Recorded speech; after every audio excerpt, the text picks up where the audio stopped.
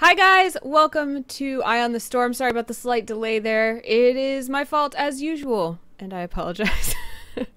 But welcome. We are live. I'm Anna Prosser. This is my co-host, Gillyweed. Hey guys, I'm Gillyweed, and it's good to see you. This is Eye on the Storm.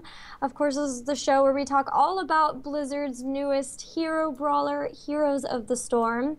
And Anna and I have been wanting to get into casting and learning more about this awesome game that we love so much.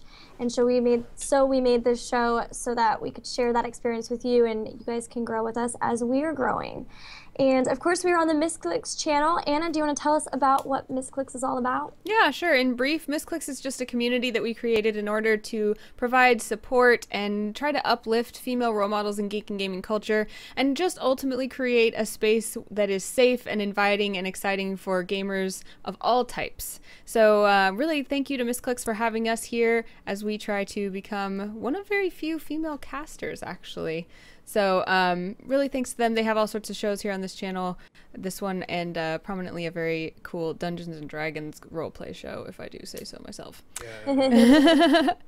And this week we have some guests joining us. As you can see, ShaneGoocher and ZanderTheGamer are here. Can you guys say hi, introduce yourselves, and tell us a little bit about yourselves, what you do? I can. We'll go You go ahead. alphabetical. You go first. All right. I guess so. I am ZanderTheGamer. I love to shoutcast for Heroes of the Storm. I've been absent for a little while, but I'm going to be coming back and be doing a lot of shoutcasting. But ShaneGoocher is my wonderful co-host most of the time when I am casting, so that is what I do. I'm a huge fan of Thrall and all things Blizzard, so that is what I do. And I also stream quite often, so if you guys ever want to catch some Heroes of the Storm action and ridiculousness, you can catch me at twitch.tv/ZanderTheGamer. Shane, who are you? To add to your preamble, emphasis on the ridiculous when he's streaming. I am also a shoutcaster for Heroes of the Storm, and as Xander said, him and I have been partnered up for some time now. Even though both him and I have been very busy in different capacities in our life, we haven't casted together for like almost a month, dude. Yeah, it's been a while. Crazy. We gotta get back on it, Shane. I know. He's been busy getting engaged, I guess. I've, that too. Yes. Life has been throwing a lot of good things my way, but unfortunately, I've been having to put video gaming aside. But anyways, yeah, I cast for Heroes of the Storm. Mostly, I do like the ESL Go for Heroes. I've done HPL quite a bit as well, and I'm kind of like a backup for Kings of the Storm as well. Anytime they need someone to fill in, they contact either Xander or I. Very cool. Very cool. Yeah, we're happy to have you guys here. And this week, we're chatting about a few things. We're going to talk a little bit about the patch as we continue on into this new era, this new community setting we have here on the patch. And then we also are going to talk about solo queuing, the bane of many of our existence. And we're just going to try to get some tips, as all of us have tried out solo queue. We found a few things that work. So this is a really important episode for you to be sure to use that hashtag #StormShow. If you have some tips for solo queue or some specific questions of things that you really want to hear about for solo queue, be sure to tweet at us and we'll try to find those questions on Twitter. We try to keep track of the chat as well. It's a little bit easier if you use that hashtag, so please do. Where should we start, Gilly? Let's start with talking a little bit about our community discussion, which is we're still talking about that patch that we had a couple weeks ago, or was it last week? I don't even remember. Anyway, Feels like a couple weeks. I think it's been a couple of weeks. So we're still just trying to see what the community's thinking of it, how they're parsing things out and figuring things out. One question that I really wanted to see is, how are the Lost Vikings doing? How have they been doing in games that you guys have played, whether it's on your team or against you? I think at the mid to low MMRs, they've been very successful. Their strength, and this has been postulated for some time now, their strength is that they can soak multiple lanes so that your other heroes can go do other things like get mercenary camps and gank and whatnot. And when you're at that mid to low level tier play, that it's not as well known how to punish that sort of play. It is punishable, but it takes some level of coordination and definitely a knowledge of the hero itself. So that's definitely their strength. But as far as what I've seen in competitive play, I have not seen them won a single competitive game. Really? Yet. I think they have won in North America. I think they've won one. I didn't cast it. But I'm pretty sure, as far as since they've been out in competitive play, the few times they've been played, I'm pretty sure they have a losing record. So a substantial losing record. What are pros doing then that people in the lower league games or whatever are not to deal with them? Because that experience gain is scary, for sure. Mostly it's so when you have those 3 heroes soaking lanes, one of the things about the Lost Vikings is because it's basically 3 heroes in one. Each one of the heroes has a substantially lower HP than all the other heroes. So it's easy to punish it through basically. I mean, there's a number of ways to do it. There's a number of I've seen a number of ways of doing it where they basically push the lane that one of the Lost Vikings is really hard, and they just take down the towers, and if they don't respond correctly, and then it requires the other enemy team to respond to it, and it can really mess with it messes with the Lost Viking player specifically, because when you play the Lost Vikings, it takes so much coordination and mechanical skill that it's much easier to make them go on tilt by like pushing in the lane and knowing that at any point in time that lane's going to get pushed in, and you can pick them off, things like that. I think mostly though is just teams have been, anytime they're facing that Lost Vikings, it seems like they put a lot less priority on less priority on things that normally would have a lot more priority, and more priority on just making sure that they as well are soaking just as efficiently. They have to play a lot more defensive because there's the 3-4-man roam ganking and stuff like that. I wish I had a little bit more specific answer to it, but I just haven't seen it that many times in competitive play. But from what I've seen is basically anytime you're facing up against it, that you just have to be really smart about your lane soak and be really efficient about it. Play defensively so you don't get ganked in a solo lane position and things like that, and that enables you to kind of keep up on the experience. And then that way, when if you guys are at the same amount of experience, and then you take you push in a lane, obviously you have the strength because they have a Lost Vikings and you don't. Yeah, I think my biggest issue with them has been playing against them has been on Haunted Mines. When everyone completely leaves lanes for a significant amount of time, and you've got the Lost Vikings soaking both lanes and then still having somebody down in the mines. So I don't know, man. That's as much for me to try to figure out what to do. Xander, what have you been thinking about? I think from actually seeing them, and there's definitely a clear difference between seeing them in like low ELO and then seeing them with like a pro. I think the biggest difference that you see a lot when people try to play them on like a top tier level, but again, as I agree with Shane, we just haven't seen them enough, is that they just have that strong micro ability and that strong like understanding of how to move between their characters, how to use them efficiently separately. Because as you were saying, like on Haunted Mines, being able to continue to soak on any map, being able to continue to soak while also going for other objectives is super powerful, and being able to use them efficiently is what makes them that much better. So being able to actually like consciously use each one of them individually while actually like using them to the greatest effect is where I think you'll see them be played strong. That's why lower level, usually when I see people playing it, even when I just solo queue, they kind of go in and they're trying to figure out exactly what abilities they want. They don't have that clear, concise idea of what they want to do with it. But once you start seeing people have really good control and really good understand of micro, it starts to come out. And I think, as Shane was saying too, it's just being able to use them effectively in split push and continue to take objectives, and knowing which heroes are important for specific specific engagements or specific situations, for who to leave in lane and who not to leave in lane is, I think, really important. But I don't know, I feel like Blizzard was right to label them as like an extremely difficult hero to use, and I feel like even on the top level, it's kind of like hit or miss. You have to really be in the right situation with them a lot of the time, I feel like. But you just see more success at that level just because they understand the basics of controlling them and using all three of them to great effect. I had mentioned this a couple weeks back, I think, but I was really looking forward to seeing how some of my StarCraft Pro friends felt about them. You know, the ones who had maybe moved on to Heroes or were playing Heroes casually.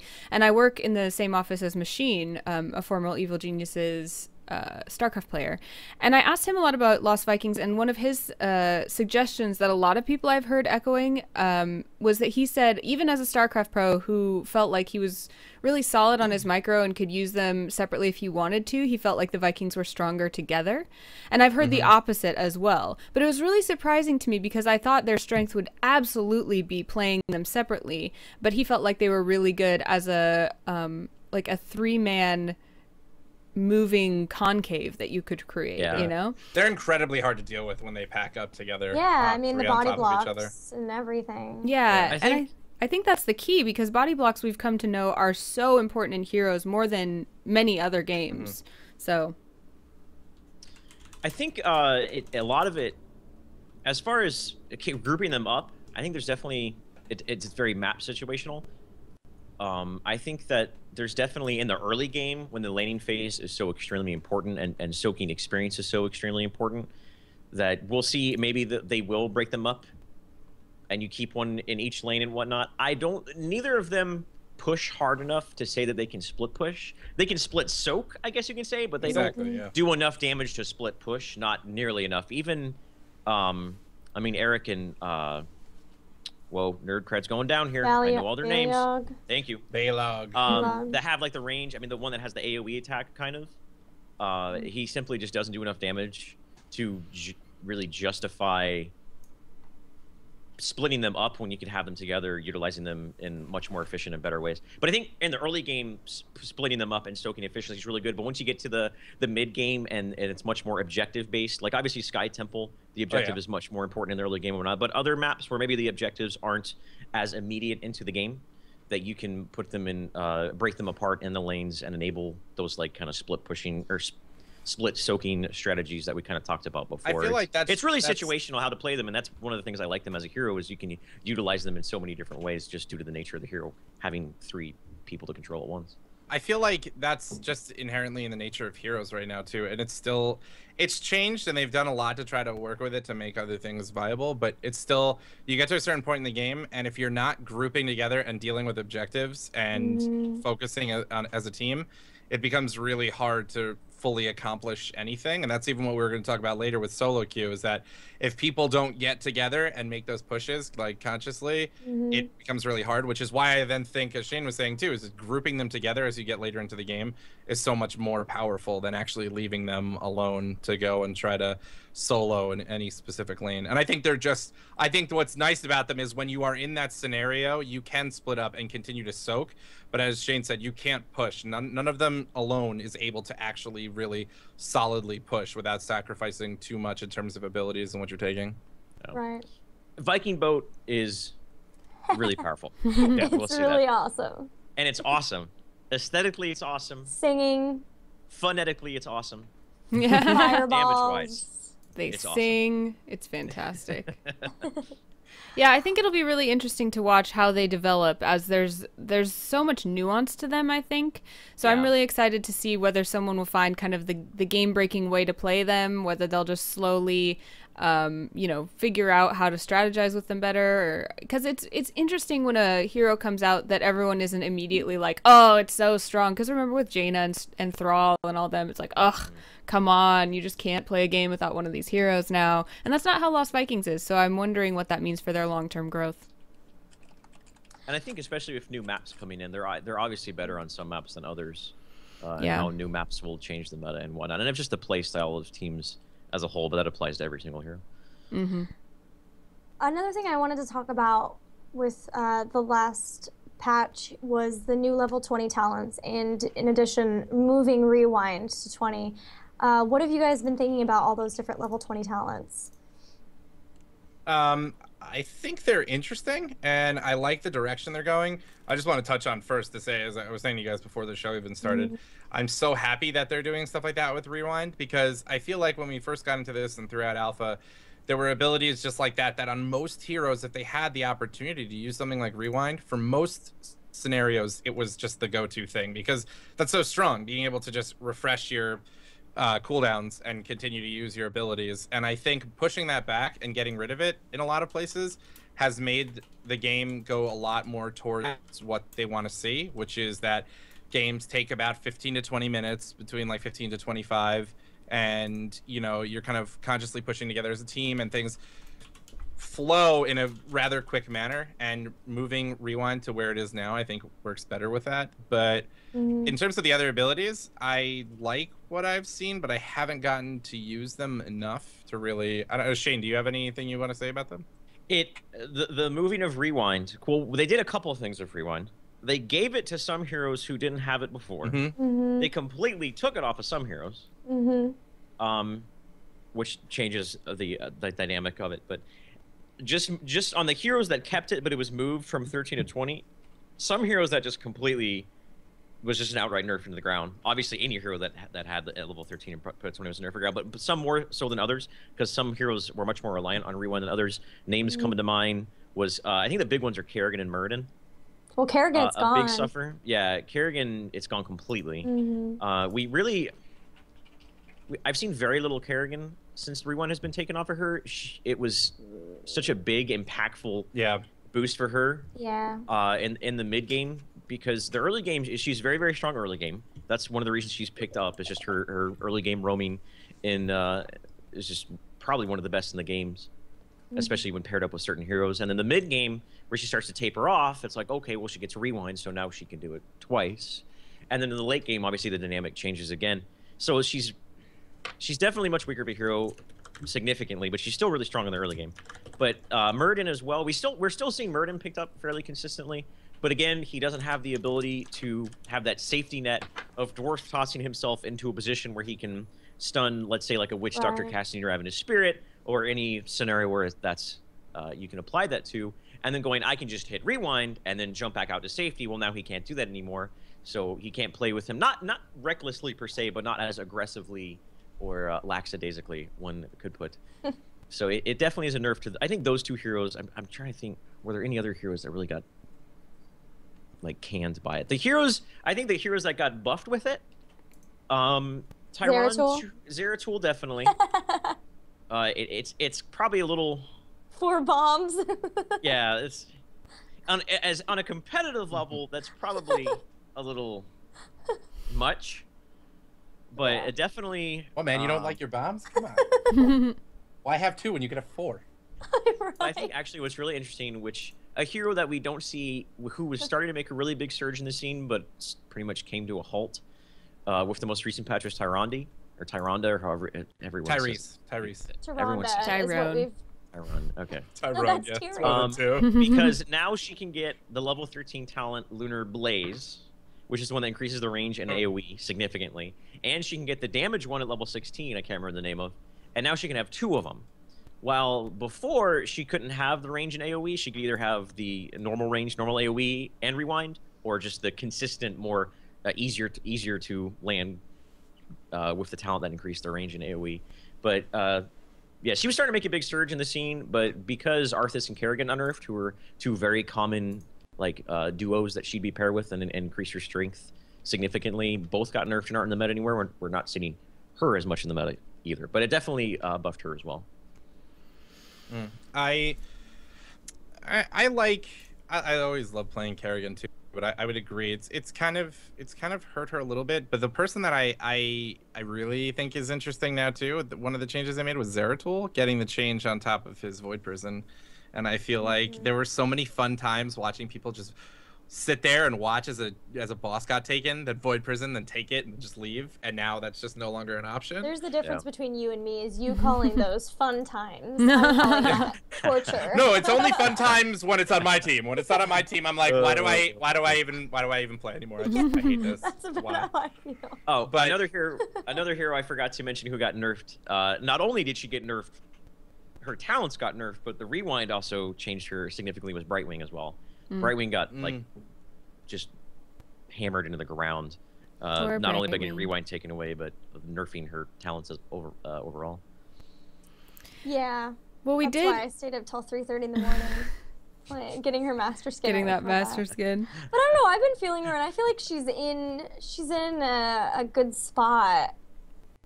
I don't know. It might just be my level of play. The one thing that I was surprised about is they nerfed Polymorph on top of moving Rewind, which is a nerf on Polymorph already, but then didn't nerf Emerald Wind, which is what I thought was coming. Yeah, I mean, yeah, you're right in that she's still a viable hero. I mean, before the patch, at least in North America, it was just between Uther Brightwing. We occasionally saw a Malfurion. Once in a blue moon, we'd see a Rhaegar. Usually kind of as like a pocket strategy or something like that. But I think maybe like Brightwing and Lily are kind of parallel, and then above that is Malfurion, and then way above that is Rhaegar Uther, as far as the sports go. But I think the biggest complaint that I heard about her, at least from the competitive players that I speak to on a regular basis, wasn't her heroics, really. It was not necessarily her phase shift. That was really, really powerful. I don't think that's the thing that really put her over the edge. It was the fact that she could do the back-to-back polymorph at level 13 and at level 16 have it a damage amplification. Right. That is the biggest thing that I heard, and they didn't really complain about the pixie. They nerfed the pixie dust, which I still find a little perplexing. I guess in the early games in the laning phase, it made her a really good early laner against certain like right-click heroes like maybe Vol and stuff like that. Yeah. And now she's not as strong as her early game laning presence. But I think the rewind is really the most impactful thing that Brightwing, the rewind being taken away from her, is the most impactful change that she had. That and the phase shift increased cooldown are the two big things that really is the reason why we're not seeing her as much. So powerful. I mean, because that thing with the amount of relentless, I believe, that everybody was taking to just deal with CC, that was still strong. Just because it's 2 ticks and it's with rewind, you're able to just hold somebody down, and then you get the damage amplification as well too. So you're able to put so much pressure on the enemy team with that, and not having that, it really to me diminishes a lot of the strength that Brightwing had. But she's still not bad. I don't think she's bad. I think her healing is solid as being, and her positioning is something that I always love about having a Brightwing on my team. Me too. Is that I can decide to push, and then I could just know my Brightwing's going to be there to help me. Yeah, Here's something. Oh, go ahead. I think a lot of people, when we see patches, and this is probably why we have the rage thread in Reddit to get this out of our systems, but when we see nerfs to our heroes, the reaction is like, oh, can't play them anymore, now they suck. And it's really just like, I was in the midst of grinding Arthas to 10 when this patch came out, and a lot of people came back and were like, well, never playing Arthas again. And as I was playing, I was like, you know, really, he's just not OP anymore. He's, you know, like, I have to play a little harder, you know? And so I appreciate some of those changes, and I think it's important to, and I saw a couple posts that said this kind of thing on Reddit, but to say, you know what, okay, we have a change to deal with. How can we be creative with this and really make, you know, this hero viable, or use them in a different way? Or what is Blizzard trying to tell us about how we should be playing this hero? And I think that's really important too, because a lot of these heroes are designed to be played differently than they are being played. So a lot of these changes are saying, hey, I'm Blizzard, I'm telling you this hero could be really cool if you would play it differently than you are right now. So I'm looking forward to seeing those things happen. One thing that go ahead. No, you go. I was just going to say, one thing that I do think, I know that when this patch came out, people were really, really frustrated and concerned. But one thing I do like about this patch is it seems to me that it has tightened the game in that all of a sudden positioning and things like that, you have to have a lot more awareness of. Instead of just running in with like Arthas, for example, and sitting there in the middle with your E on, like hitting people with Frostborn. It seems like they're really trying to put the game in a place where, you know, you have to be really on top of your game. You can't just sit there with anybody. You really have to be constantly watching and making sure you're in the right position and doing things in the right order and doing everything that you're supposed to be doing with your hero. And I think that that's what's going to make this game so much more fun to watch at a pro level and to play and get really good at. And so the more I look at this patch, the more I really enjoy it. Me too. I 100% agree with you, and that's even on the topic we were talking about with Thrall, is that so many people, when I was like coming back and I was talking to some of the guys about like, oh, the patch, and everyone was like, oh, he feels a lot. He's not really seen that much anymore. Competitive play doesn't see him anymore. And I don't disagree with that, because I've always thought since he first came out that the idea of like a sustained damage dealer that can do what he does is kind of in a game where there's so much burst and there's so much just like, I'm going to put myself right in the front and tank on top of you, is kind of an odd position to like fill and to put somebody in there. But I still think he has his strengths and he's awesome. Now though, I feel like with the change, I like him even more than I did before, because before he was just, I'm Thrall. I'm literally can heal so hard and keep myself alive by myself for so long that I'm just gonna waltz into a lane or waltz into a team fight however I feel like and just throw myself in there and I can just brawl because I can stay alive with heals or keep myself alive on my own. And now it's just changed to where he can still do what he did. He just needs to be aware because you don't have the heals that you had before. Not having battle momentum means you have to know really when to use your abilities and in the right order, because if you don't have that decrease in your cooldown time. So I actually totally agree with you. I'm liking the direction that it's going. Even in the games that I've played too since this patch, I feel like the game is going more towards, like, I feel the flow and momentum of the game moving quite consistently in each game I play. It's not like some all of a sudden just drag on to 35 minutes or like some just because of the map I'm on. Like you used to go on to like Garden of Terror and you'd be like, oh, this is the biggest map. This is going to take a while and I know it. But I just, like, I've been playing in this patch and I feel like it's not always like that. It feels really smooth no matter what map I'm on. So I like that. Just because they put so much more on understanding your hero and understanding how to play them as opposed to just, this guy's really good, throw him in there and just keep brawling. Yeah. I think that, like, the ultimate utopia for a game like this would be there are no good heroes and bad heroes. You know, it's like there are good synergies and bad synergies, but there should never be a hero that, like, oh, that one's not viable right now. So I think that's what they're pushing for. And we've also seen Blizzard being really responsive. We saw actually a hotfix patch come out yesterday. I'll pull that up if you want to talk about it a little bit, and I'll put the link in chat as well. Yeah. So they hotfixed a couple of heroes for one thing. Like Raynor's Adrenaline Rush was also cleansing him, which is obviously not something that it's supposed to be doing. It's supposed to just be healing him. But then also the hotfix updated the reconnect system, which was a huge complaint, had been a big complaint for a while, was that if you got disconnected from a game and you're trying to reconnect back in, you basically had to catch up with the game, and it was kind of a long and tedious process. So I actually have not experienced the reconnect yet. I've been lucky and haven't been kicked out for any reason, internet or whatever. Have either of you guys seen what it's like yet or heard anything like that? No. I haven't, no. I didn't experience it. Oh, well, I guess our internet's too good, guys. I guess so. Asking the wrong guys. We got cool internet. Well, that's what happened. Apparently, we can at least say that, and maybe you guys can let us know if you've had any experiences with it. Don't forget to tweet us with the hashtag Storm Show, especially because pretty soon we're going to be talking about tips for solo queue, and we know you guys have played solo queue before, so you've probably got tips too. We want to hear what they are. Any other thoughts about the patch before we move on, guys? I will touch really quickly on what you were saying about just the reconnect time. Yeah. I haven't experienced it, but I'm happy to see that they're also looking at stuff like that too, and really taking taking their time to actually go in and deal with that, when that's something that could be totally arbitrary and just be like, you know what, we're just testing the game right now, just deal with it as of right now. Yeah. And there have been games that there are games that I've tested before where they just like don't deal with stuff like that, and that can literally be so off-putting and push you to just be like, I just don't want to deal with this or test this anymore. So I'm happy they're focusing on stuff like that too, and not just like character balance all the time and map changes. It's no, we want to make the game smoother simultaneously as we also like change heroes and introduce new heroes, which makes me feel good. I agreed. I'm so sorry that I laughed in the middle of that. I don't know if you saw, but Shane's fiance ran by and hit him in the head. Anyways. Are you in trouble? No, I don't know. I wanted to touch on something Anna said a little bit ago about how Blizzard was saying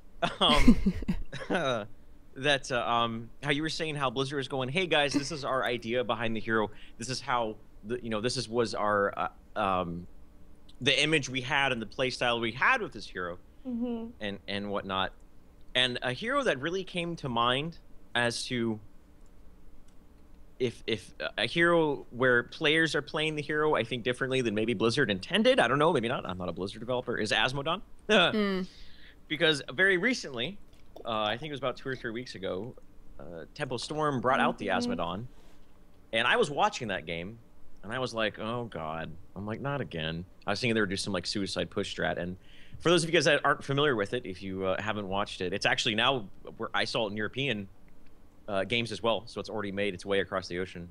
Is Asmodon's level 1 talent every time he kills a minion with his basketball, it increases the damage, the permanent damage on it by 2, and it essentially turns him into a farming hero. That if you have a lineup, a defensive lineup that can play safe and poke and prod and keep the enemy team from doing too much, while your Asmodon just builds up strength on that Q, it's absolutely absurd and it's really fun to watch. And I think it's I'm thinking, is that what Blizzard intended with that talent? Was to make Asmodon essentially a carry. From those of you that come from other MOBAs, where he farms, like that's his role in the first 10 minutes of the game. Obviously, he does come to team fights and he does contribute otherwise on the map and whatnot. But that he's a farmer, and his main priority is going around the map farming damage on his Q until he hits a certain threshold, usually around, I don't know, usually to the point until he can one-shot creep waves, and then from there it's just this exponential spike up where he starts farming even faster. I don't think that's the intention behind the design of that hero, and I won't be surprised if that gets changed. He's a dunk master of sorts. He likes to shoot them hoops. Welcome to the Space Jam. Yes, come on and slam. Yeah. However, I will say, casting Asmodon is an absolute pleasure, because I get to bring out my NBA Jam quips. Absolutely. For when someone dies to the queue, I can go like, getting dunked on like that, I think he should consider retirement and things like that. For those of you who are old enough to remember NBA Jam. Well, and I just did want to add, there are some other hot fixes here in this blog post by Spirian, so be sure to check those out. Some interesting things with heroes, Brightwing is in there, Rainer's in there, some stuff there, and you can figure those out for yourself. They're pretty minor bug fix type of things, but we do have a lot to talk about today, so let's move into talking about solo queue, unless there's anything else we want to chat about for community. I'm good to go. Yeah, we're good. Let's do it. All right, so we did have a show with Iacona that talked a lot about picking heroes in Hero League, and we don't need to rehash that, but just as a quick touch, first of all, you can find that. What's that? I thought you were gonna like recap of it. Yeah, pretty much. Yeah, Stitches recap, brief example. But if you do want to watch that show, I would recommend checking it out on youtube.com/Misscliks, same as this channel, just on YouTube. So go check that out. But any tips from you guys in particular, Xander and ShaneGoocher, on heroes that, I mean, we talked about Stitches pretty much at length, so maybe not that one. But are there any heroes that you think when you go to solo queue right now, if maybe you're a beginning player or something like that, what's a good hero to start with in solo queue? I will say, and this is not because I'm biased in any way, shape, or form. You're gonna say Thrall. But I love Thrall. I'm not gonna lie. He's good. He does so many things, and I think a really important thing when you're doing solo queue, and he's not the only orc I'll suggest. I actually love Rhaegar as well too for solo queue, but it's when you make yourself something that's invaluable to the rest of your team when you're queuing, you always have to deal with the randomness of what you get queued into. So you could have another support, you have another whatever. But if you pick somebody like a Rhaegar who's a strong support and your team really needs to rely on in order to get things done, that actually helps you if you're going to try to communicate with the other people you're playing in solo queue with, have some sort of like leeway, have some sort of like sway and way to say like, okay, I think we should go here, I think we should move here, because people will see that and they'll be like, okay, if that's where that character's going to go, I'm gonna try to follow and at least go there, because that character carries a lot of value in this game that we're playing. So that's why I like to pick characters like that. In terms of like, if I was gonna pick a Rhaegar, or if I was gonna pick, I love picking a Vala. The damage that comes out of Vala when you go into solo Q2, you can keep yourself safe, stay in the back lane. You don't have to push yourself up in front, where your team might all of a sudden just decide that they don't want to go into an engagement anymore because it's solo queue, right? And you're like, oh, we've got 5 men. Let's go right into the middle and stop the coin turn in. And now my entire team's gone. I thought we were doing this, and no, I guess not. So like those things happen all too often, but having somebody like that too, who's a huge damage dealer, who doesn't have to put themselves into a bad position in order to do their job, I think is really strong. So somebody like Vala, I like as well for that. Nazebo is great for that as well too. I usually favor assassins and support, so that's where I come from. Shane, if you want to touch on, I don't know. I will say in my, I don't solo queue that much because I'm fortunate enough to where I know enough people that play all the time. He's got friends. I don't know about that. I never have to be alone if I don't want to. I'm not half as good as the people I play with. I think they play with me because like they probably like, oh, it's like They want like the they want to third abuse wheel your or low something. MMR. Yeah, exactly. An anchor. They call that an anchor, is what they call it. It's down their Smurf MMR. accounts. But I will say, when I do solo queue, I've noticed, and this doesn't always hold true, but I've noticed that when you play healing supports like Uther or Rhaegar and things like that, that your team kind of like crowds around you because they're like, hey, give me a heal. Hey, give me a heal. Hey, I want one too. I don't know why I'm doing that. Through that power that is given to you through that capacity, you can be like, hey, man, I'll give you a heal if you come help me do this jungle camp.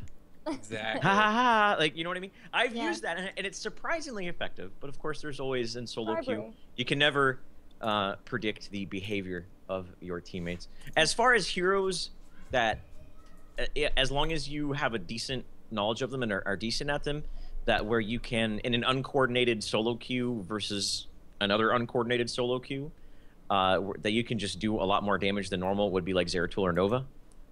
I think. A team that, if you're facing up against someone who isn't coordinated, then dealing with Zeratul can really be a pain in the butt. So definitely think about those type of things as well. If you're looking to be one of those, I'm just through sheer willpower, I'm going to win the game. Those are, I think Nova and Zeratul are definitely sometimes hard heroes to deal with. But I definitely agree with Xander. I think self-sustaining heroes are very good. Those ones being, as he mentioned, I would like to add, and this is being a bit harsh on Diablo, but unless you really know what you're doing, and I don't mean like you think you know what you're doing, but someone's been like, hey, you know what? Almost all Diablos are terrible, but you're not bad. Then I would suggest not starting with that one. I know that he's given in the Founders Pack, and that's really cool, but the whole idea of him is displacement, and you will probably be picking up people out of like area attacks that your teammates are throwing down and like putting them in a safe spot for a while. So just be prepared if you're learning that you might get yelled at. That's all, like PSA for Diablo. Just want to throw that out there. Yeah, I 100% agree. Anything where you can potentially like mess with the rest of your team is treading on thin ice when you're doing solo queue. It's true. Yes. Oh my god. It's true. Yes. I got it, guys. You just threw him away from the entire team. I hate you so much. Toward their gate to safety. Dude. Thank you, Diablo. When Tyrael still had cast aside. Yes. Oh my god. And you had a false Oh set my on your God. team. Yes. That'd be so annoying. I played a lot of false sides. One of the most played heroes. And I'd be like, I'm about to land this awesome shotgun. Oh man. Shocking on me. Or Nazebo. Nazebo, you're like, I'm gonna lead them with zombies. I'm gonna land these zombies so well. Oh god, I just captured 4 people on my team, and they just dropped AoEs on everybody. We're all dead. This is all my fault. I have killed everyone. Yes. Yeah, I wanted to point out, actually, on Twitter, I am Miava or Miava. I always forget which one I'm supposed to say. But you know who you are, Alyssa. Also agrees that using a support in solo queue, specifically Brightwing or Rhaegar, is really great. So she agrees. And then Ekno the Nito also says, if you're tired of the oops all assassins comps, be sure to queue as warrior or support, because at least then you'll have one of those guaranteed. Yep. So Absolutely. Get an agreement from Twitter, and if you guys want to share your tips, be sure to use #StormShow as well. Totally agree with that, like 100%. I think the reason I love Rhaegar is not only because he's an orc, but because he can actually, like, in Ghost Wolf form too, he can do a lot. He can move himself around the map. He can give himself that little bit of extra damage too, so he can brawl a tiny bit in lane even by himself. So if you're out on your own and you're doing things, Uther is the same way too.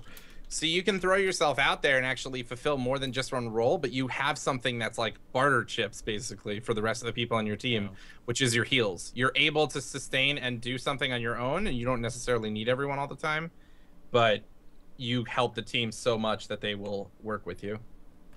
Absolutely. Abathur, who I don't know anymore because no one ever plays him before, but prior to him getting really nerfed, he was probably the strongest solo queue hero, just because his split push was so insanely good and required such a coordination. Yep. That if you didn't have that coordination, Abathur, yeah, you're right. Don't do this if you're you. Yes. But that was always the Abathur, thing. though, If is you not as saw an strong. Abathur in solo queue, you were crossing your fingers because you were like, this guy's either going to be awesome or Yeah, You're absolutely like, horrendous. Yeah, he's the blue cheese of characters. Yep. Yeah, and actually that kind of harkens to what Mr. J. Pickles said on I Twitter. hate blue cheese.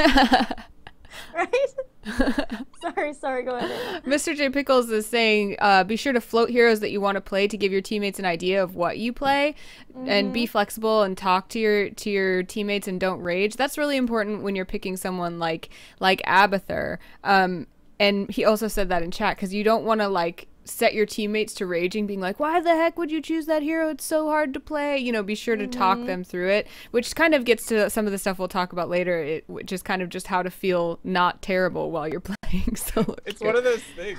I was going to say, like, you have to have so much personal confidence when you go into these games, because everyone's assumption of you beforehand is that you are literally the most inept human being at everything you do. So everyone's like, oh, this guy chose Abathur. He has no idea what he's doing. And you're like, I think I'm good. And you're like, I got it. I think that's a good point to maybe skip ahead and talk about dealing with grumpy people / harassment. What are some maybe ways that you guys have found to kind of calm the people who are maybe raging at you or freaking out? I mean, some of them you just can't, but surely you have times that you've been able to, right? Yeah. Just being, obviously, you know, the whole positive attitude and everything like that, but exuding that positive attitude onto your teammates in a sincere manner. Because if you don't do it sincerely, then they're just going to think you're trolling and get even more upset. I have found that does miracles in my solo queue games. And just, but as Gilly said, sometimes there's just, you're not going to be able to, you can't change people sometimes, and they're going to be angry if they want to be angry and whatnot. But I found that the probably the most successful way of keeping people from just, you know, doing those awful trolly things where they AFK in the fountain or, you know, just feed and whatnot, is just being exuding that positive attitude sincerely and trying to be, I can't think of the word, basically just that. Yeah. You'll find a lot of your solo queues will get much less stressful if you do that. Right. I think a huge thing is to never, and this is something that people fall into so much, because like, we all do it, I feel like, to some extent, is that you go into a game and somebody starts yelling out orders, but you might be experienced, or you might also have a counterpoint to that, and people get into these arguments, or like you don't even like harass the other person, you just try to like argue your point. That's never something I try to stay away from that 100%. I just try to lead by example and be like, we should go down here and do this. And as long as I have one or two other people that follow me, and we work positively, we do something, those other people could be suggesting things, but people will be more likely to follow and work with the plans that are actually being executed well and are working, as opposed to you being like, no, you're wrong, we don't need to go to mines, you're so stupid, why would you say that? And then you try to argue and be like, top is obviously better because you get data. People just, then it becomes an argument and nobody gets anything done. Just sticking away from that and just doing what you know is the right thing to do, or if you see your whole team going there, just being supportive and saying, I don't think this is the right thing, but I should help my team. I should be there to try to at least help them when they're all committing to something, because that's one of the worst things, is when you don't commit and everybody else commits to something and then they're all by themselves and they die and blame you. But just never trying to argue with like another person as to whether or not their point is correct or wrong, just doing what you think is right. Yeah, and that harkens to, and I guess we're trailing a little bit into talking about communication, which I know we're planning to talk about later. But kind of the mantra of a mantra that we have had on this show is that any decision in this game is better than indecision. And so like Xander was saying, if your whole team is doing something and you don't have the time to try to convince them to do something else, just going with your team instead of trying to do the thing you think is better is probably going to be a net benefit for your team. So I think that's one of the things that, if I had like a bullet pointed list of like things to do in solo queues so that you can give yourself the best chance of winning, I would put that up there personally. Absolutely. Yeah. I think a big thing is to know your pings, and that's actually something that my friend Timbo Streams, suggested to me, was to know the different pings. If you're not familiar with pings, it's G, right? You can hold G and click, and then there's a different ping list. There's like a caution, danger, There's also like On My Way Here, that type of thing. But then there's also this game is really cool because it's got smart pings where if you ping like a merc camp, it's gonna say Rhaegar wants to take this merc camp, or if you ping an enemy hero, it'll say Rhaegar wants to kill this hero. So it's nice that it's pretty smart in that way. So know your pings, but also don't ping a million times, because that's not helpful either, and that's just going to frustrate your team. Ping a couple times, ping once, and if they're not doing anything, like maybe ping again and say like, hey guys, we should really do this. But if they're not going, then don't just sit there and ping 20 times until you get a timeouted from pings, because that does happen. Yeah, absolutely.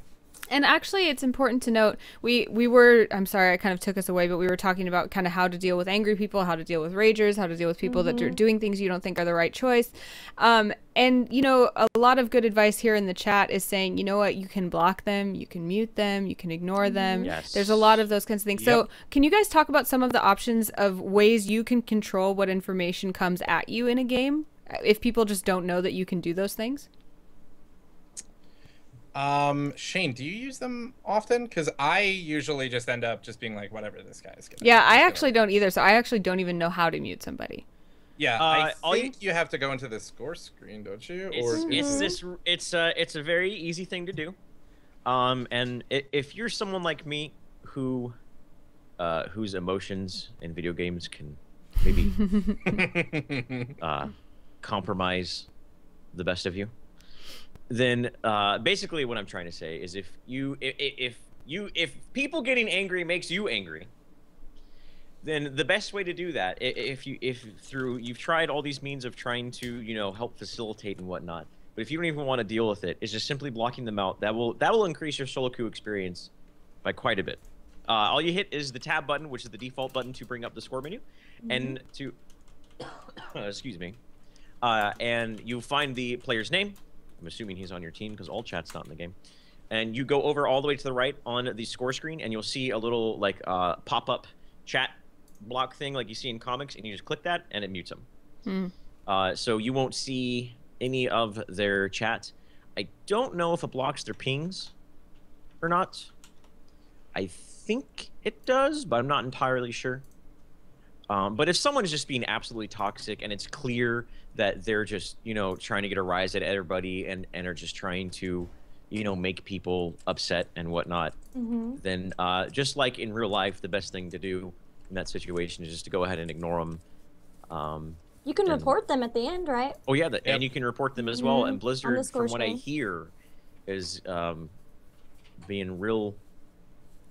better about following up with reports and whatnot. Don't report people for being bad, because they may be new guys, like, or what you would consider be bad.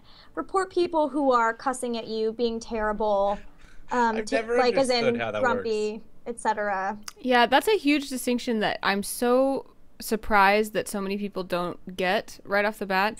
Is you are not reporting this person because you didn't enjoy playing with them. You're reporting them because they have an inappropriate behavior that's bad to the community. Exactly. They went AFK, they rage quit. Any of those things are acceptable, but not just because you didn't enjoy a call they made or anything like that. Right. I've never understood how people make that logical connection. Even when they get to the point to report somebody, you have a list of options of what to report them for. None of those are there. None of those are, this player is bad, therefore I dictate he should not be allowed to play this game anymore. Like, what? That's what Blizzard needs to do, is add that as an option and then disregard all of those reports. Yeah. So that and then ban those people, people who report for that. Here we go. The options for reporting are spam, harassment, real life threat, inappropriate name, and cheating. Cheating. I didn't know you could cheat in this game. Well, you could be stream sniping.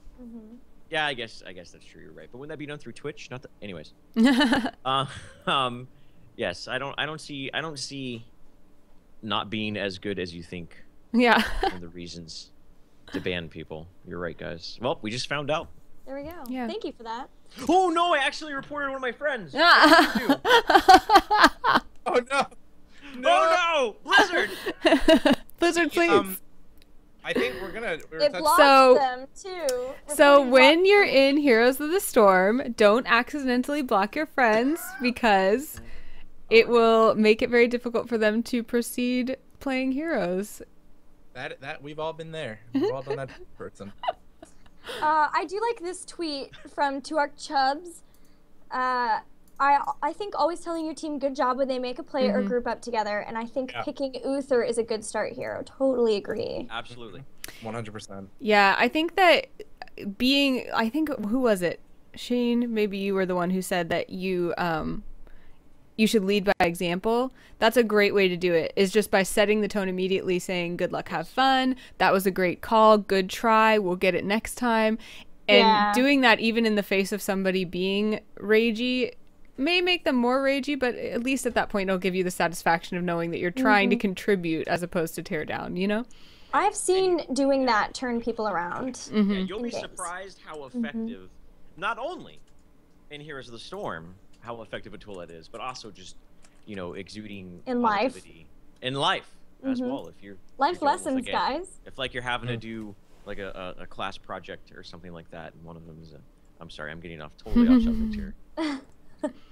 But you get the idea. You get the idea. So I have a question, and it's a little overarching, and that is, so I very rarely solo queue because the very few experiences I've had with it have been so bad, and not necessarily because I've dealt with toxic people, but just because, you know, the team comp was not good, the people I played with weren't coordinated, they didn't communicate very well, and yes, there are lots of things that I can do to try to further those things, but I guess the question I would have for you guys is, if somebody has had a bad experience in solo queue, what can you tell them about when it's worth it to solo queue? Like, sure, there'll be some people that are like, I just don't like to solo queue, it's not worth it for me, I'm not going to. But man. but what are the things that make solo queuing worth it to you? When you queue up with 4 other people who also solo queued, so 4 people who you've never played with before, or I mean maybe before, but you don't know, you don't associate yourself with, and you do something like win a game convincingly, or have a team fight that, you know, people would have thought that you were coordinated and things like that, or the biggest one I think is when you make a really big comeback and end up winning a game, and you guys are communicating, and there is a everyone's kind of on the same page and whatnot, and you guys are communicating and whatnot, that yes, you're going to get those games where you get one, maybe more, hopefully not, people who are just being toxic, and, you know, no matter what you do, are going to go feed or do things that make your blood pressure rise. But the feeling you get when you are with a group of 4 people and you do something completely awesome, like like I said, an awesome team fight, or a big turnaround where you're down by 4 levels and all of a sudden you win the game, or something like that, is not only on a personal level, is it personally for yourself will feel really good, but you'll sit there and be like, holy cow, this was awesome. I just played with 4 people I've never played with before, and we were all on the same level, and we were all, you know, on point with everything. You know, we made this really big play, and it makes, for me personally, I think when that happens, I think it is such a awesome experience. That almost like transcends anything else right now. I think it's totally awesome, and helps.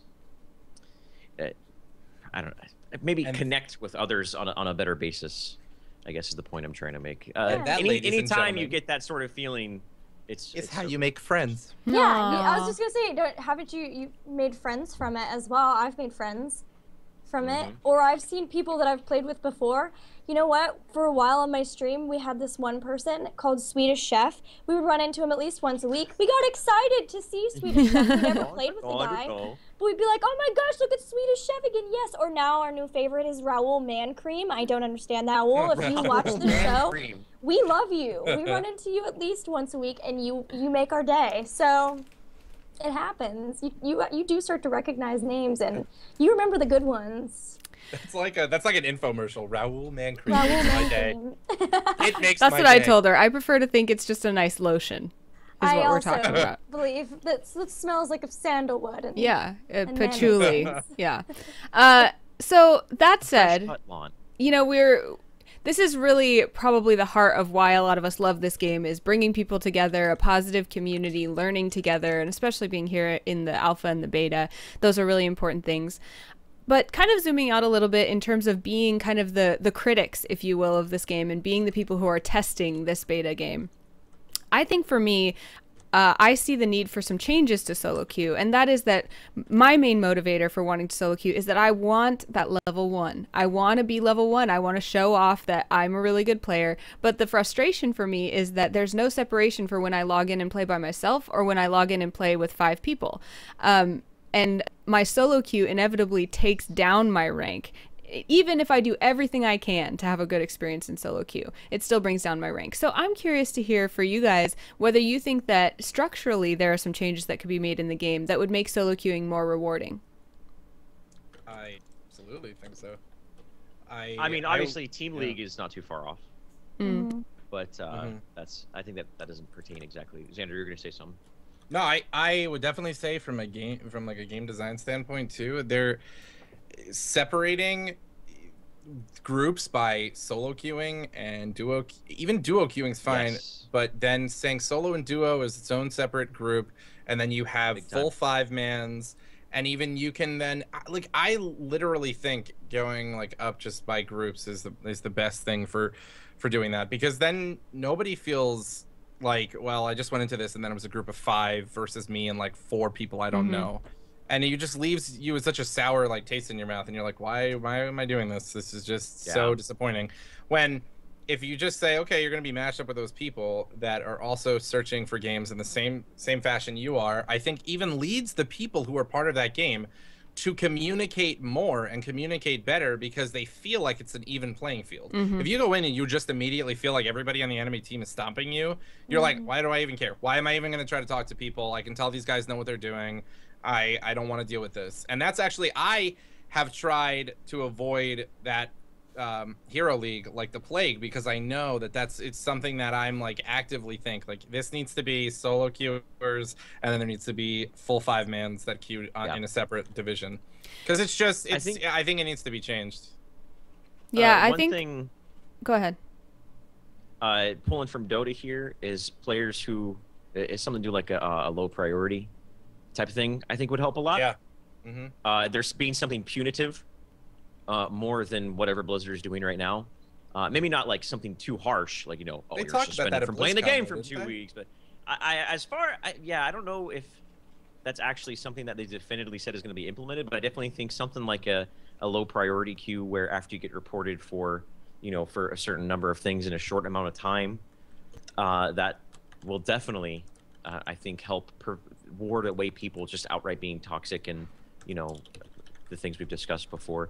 Another thing I think that I felt like they said they were doing, but doesn't seem like it is actually happening. I understand why they can't or they couldn't have done it in the past, is where when you do, like in Quick Match, for example, obviously this doesn't pertain to Hero League, but in Quick Match, when you queue up, it has some sort of algorithm. I don't know anything how they would set this up. I'm not that computer smart, where it would be like, okay, anytime we have the group of 5 solo queuers versus 5 solo queuers, that each team is going to arrange it to be where there has to be 1 support and there has to be 1 warrior. You know what I mean? Yeah. Like something like that. I felt like that is something they implemented before, but there's still times where I get nothing but warriors, you know, like 3 warriors and 2 assassins.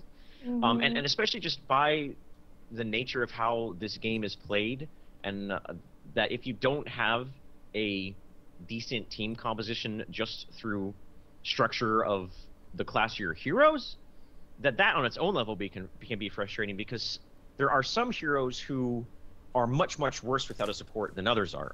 Which is why we recommended, you know, the self-sustaining heroes early in the game. But, you know, heroes like Illidan, what other heroes can I think of off the top of my head? I think Illidan's a really big one. Heroes like Abathur, things like that, where they require a certain line, not even a certain lineup, just a certain, hey, I really need like some sort of damage mitigation or a healer to do what I can do. I think that would be really smart of them to do. Once the player base is big enough to where the queue times won't get out of hand for some heroes over the others. You know what I mean? That's obviously the big discrepancy. We see it in World of Warcraft. When you queue up for dungeons, some, you know, healers instantly get a game or yeah, healers instantly get a Q while damage dealers don't. But I think as the player base builds up, maybe that's something they could focus on a little bit more. In my mind, I would assume that they're getting better test results and better data from just having people get into queue faster than saying we're going to make you wait longer but have a better setup right now. And once there's more people, I feel like that'll change. That'll be a lot more consistent in terms of who you get matched up with, what kind of compositions you get matched up with. But a big thing to me that other games have, and at first it kind of seems like something that would be it would be pretty toxic, but because you can mute people, it's okay. You can actually work around it and deal with it, and it leads to more positive games than negative games, is just in-game voice. I know that there can be a lot of problems, but the fact that I don't have to sit there and type, I feel like the typing in-game is a huge turnoff for most players to actually want to communicate with the rest of the people in the group. If I could just press tilde and then talk to the people in the game, yeah, you might have the people that are toxic. You mute them and then you just talk to the people who want to listen, and either they'll get in or they won't, and then the game ends and you move to the next one. But if you could talk to those people, that would just make solo queuing. I literally think solo queue in this game will only work if they implement something like that, because right now, as we've said, this game is a game I need my friends to play. Objectives are so important. The game swings so much, team level, just by having a level that's dictated by your team working together. You can't do it without people who are on the same page and who are working together, and voice helps with that so much. I feel like they have to preach. Yeah. I believe. Boy, yes, I've been saying this. The voice communication. I've been saying this since the beginning, and I know it's an unpopular opinion for a lot of people, and I even see Kill Crit in chat is saying 11-year-old's gonna change your mind. I totally understand that, and I get why people hate voice chat, but I completely agree with you, Xander. Muting that person is so easy. We should not wrap our entire game around the assumption that there will be toxic players. And the positive side of the game is that the reason I like this game is because I need to communicate with people in order to achieve my goals. That's my favorite thing about it. And anything that can help me communicate with people is going to be really positive. So I completely agree, and I could preach on that for an hour. Can I get an amen? Amen, hallelujah. Voice communication. Another thing I think would be cool that I just kind of popped up in my head. I don't know if anyone has really, if this is any other game or if anyone's ever talked about it, is let's say you play a solo queue game and you win, whatever, whether it's a one-sided game or not, but a window pops, anytime you win, that a window pop-ups, do you want to, an automatic window, do you want to group with this person again? That would be cool too. Yeah. That would be, I think that would be really cool, where you can just hit a check mark and then, it'll put you in a group together and you'll be like, hey man, good game, that was awesome. And then obviously through that, we'll just organically build up not only your friends list, you get to meet new people and get to play with people and whatnot, but I think organically will nurture a positive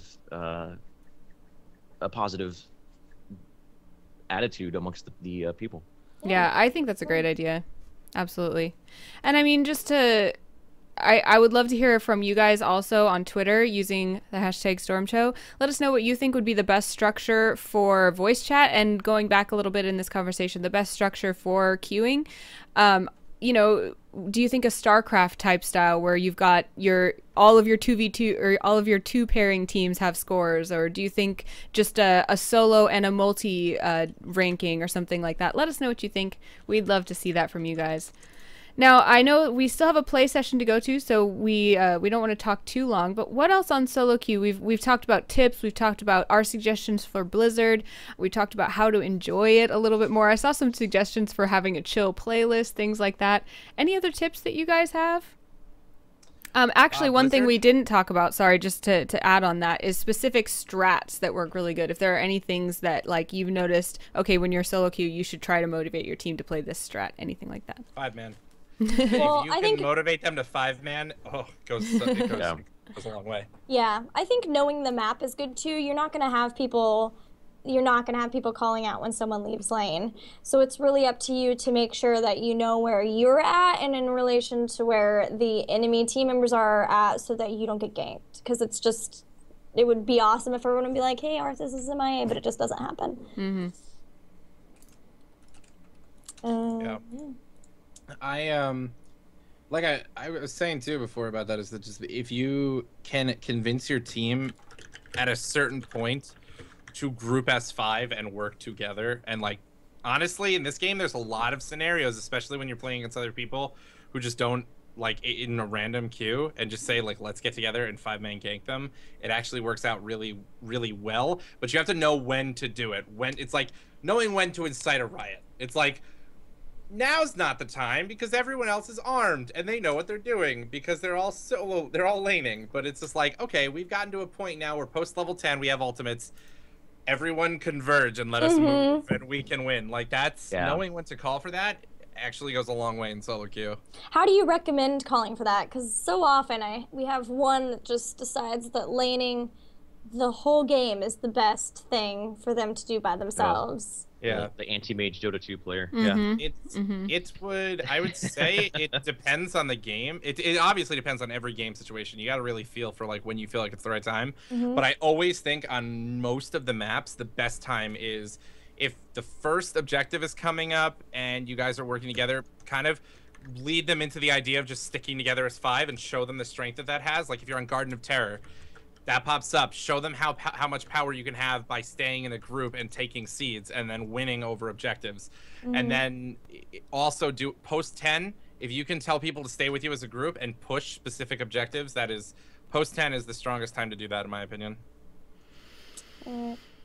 Yeah. All right, guys, thanks for all the tips. I think with that, we're going to go into our play session, and it's going to be a little different this time. Actually, we have some hero spotlights to do, so we'll mention which heroes. But we've been doing this the last couple weeks. We're going to have you guys ask questions on Twitter about the heroes and have our guests talk about their heroes during the play session to keep things nice and concise.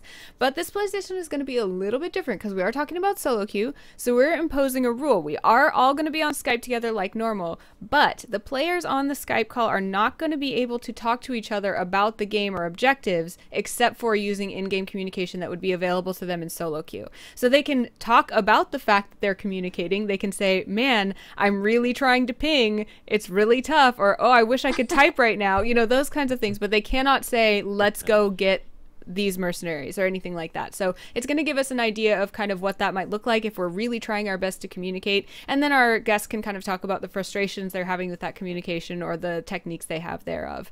So let's get to that. Should we talk about tell which heroes we're going to be spotlighting real quick? Yes. I will show you their builds real quick. So, ShaneGoocher, who have you brought to show today? I am going over Raynor because he received the most, I think, the significant changes out of any other hero. The thing about this build that I gave you guys, and the thing about the hero, is it's hard for... Raynor's one of those heroes that doesn't just have, you know, like, oh, this is one build that's always going to be good. Kind of like, you know, Jaina's kind of the same way. To an extent, Tassadar is, because like level 13. Anyway, sorry. I'm digressing. He has a lot of decent talent options at 13 and 16 and 20. 1, 4, 7, and 10 are all pretty straightforward, but 13 you have a lot of options that given certain situations are good. 16 you have a lot of options that given certain situations are good. 20 you have a lot of options that given situations are certain good. So I kind of went with the build that I thought if I was a lower to mid-level MMR and I know I'm queuing by myself, that I would go with. Again, this is not anything set in concrete, and I'll go over each, you know, why I picked each one. But specifically, the level 13 and the level 16 talents are the ones that have a lot of flexibility to them, and it's, I guess, what people call the Q build. I think is what it's known as in the majority of the people that play Raynor. Level 1 is definitely the adrenaline boost, because that's such a substantial health increase. Let me bring it up here. For some reason, I accidentally tabbed out a little bit. Where is it? Yeah, and we don't have to do too in-depth because we actually put the link in the chat, so people can check that out on their own as well, and we'll go over it, especially when you get to that level 13 and 16. Be sure to let us know in-game and chat about what decision you made and why. And then real quick before we get into that play session, we also want to see this Thrall build. That's not Thrall. That is. There he is. Tell me about that one, Xander. Oh boy. Well, it is Green Jesus himself, Thrall, my favorite person in the world, who's not real. The build I usually go with him is without a doubt, in my opinion, the strongest for him is his Wind Fury. People call it like the Wind Fury DPS build, where you focus more on just building up his Wind Fury. But to me, with what you can do with that and the sustain you get out of it, and also the damage that comes out of just using Wind Fury, it is bar none to me like the best way to build him. People call for trying to use Chain Lightning, and some people try to do a little bit more tanky, but I think that he gets tankiness out of this anyways, so there's no reason to really go in any other path.